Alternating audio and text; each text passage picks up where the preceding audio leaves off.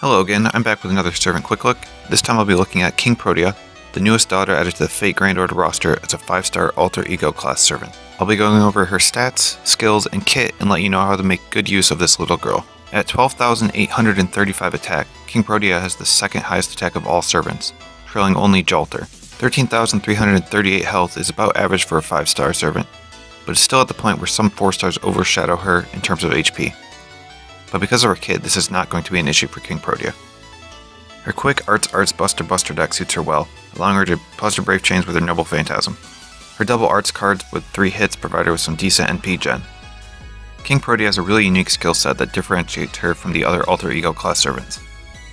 Huge Scale is this Kaiju Shoujo's defining skill. A 3,000 health increase per turn is gigantic, and it lasts whopping 10 turns. At minimum, this works as a 3,000 heal, which on any other servant would be very nice. But the fact that it continues to increase means that it will be possible for her to even survive some Noble Phantasms in long battles. The cooldown is very, very long, however, which leaves her vulnerable to buff removal, but outside of that provides her with insane sustain. Infantile Regression is a very flavorful and very tricky skill to use. It shrinks her health by removing all your proliferation stacks, which is a huge drawback, but getting 10 to 20% NP charge per stack means that you can get a sudden Noble Phantasm when you need it. This can help in farming, or give you that sudden burst of damage to finish something off. Giving up a lot of survivability hurts a lot, but it can be worth it if you manage to time it properly. Cooldown reduction thrown in is normally really strong, but with a huge skill having such a long cooldown, it's hard for the Infantile Regression to do much in that area. Monster Strength gives this big girl some nice boost to consistency. 40% increase to attack is very strong for a Monster Strength skill, and unlike most, this lasts 3 turns rather than the common 1. And with only a 5-turn cooldown, you can keep the skill up most of this fight, especially when you combine it with Infantile Reduction's cooldown reduction. Kingprotea has a plethora of passive skills to help her kit. 11% increase to Buster cards from Madness Enhancement is huge, 12% increase to Arts cards makes for better NP gain, and although she has no way to make use of independent action, her Buster cards are already going to be very strong, making her crit hit that much harder. Ayurvata King Size is all about the damage. Being AoE means it won't be as effective against bosses, but the double buff to Buster cards can make it still hit hard, and it should be very easy to take care of all the trash. It's really easy to have Proliferation active except for when you consume it for Infantile Regression. So when you need to get that sudden NP off, it's not going to be hitting as hard, which can be awkward. At max level, it is possible to hit 200% NP charge with Infantile Regression though, so the overcharge boost can help out a bit in that aspect.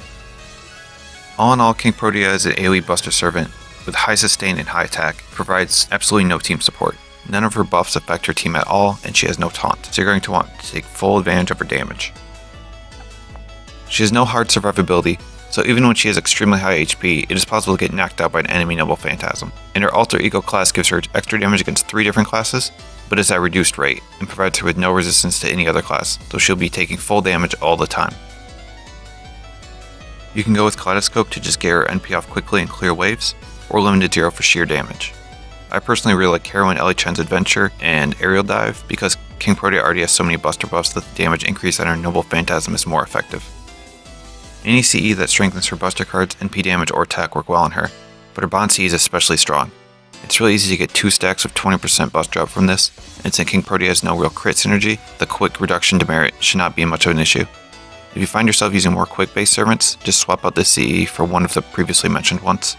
Supports that provide hard survivability like MASH can help keep this big girl alive versus hard-hitting enemy Noble Phantasms if you need it. Merlin works very well with her as well, providing another form of hard survivability and all the other things that Merlin brings. Brynhild and Quetzalcoatl Samba can make KP crit super hard with her buffed up Buster cards because of her Star Absorption buff, and Quetzalcoatl Rider can provide some even more attack boost and guts.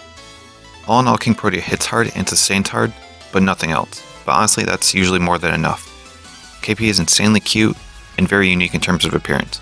Listen to her voice lines and see if you can skip rolling on her. I sure can't. Bring this little girl home. And that's my quick look for Kingprotea. She has a unique playstyle that may be tricky to use, but IMO is strong enough to warrant learning. Let me know what you think of her and if I missed anything in the comments below. Until next time, later.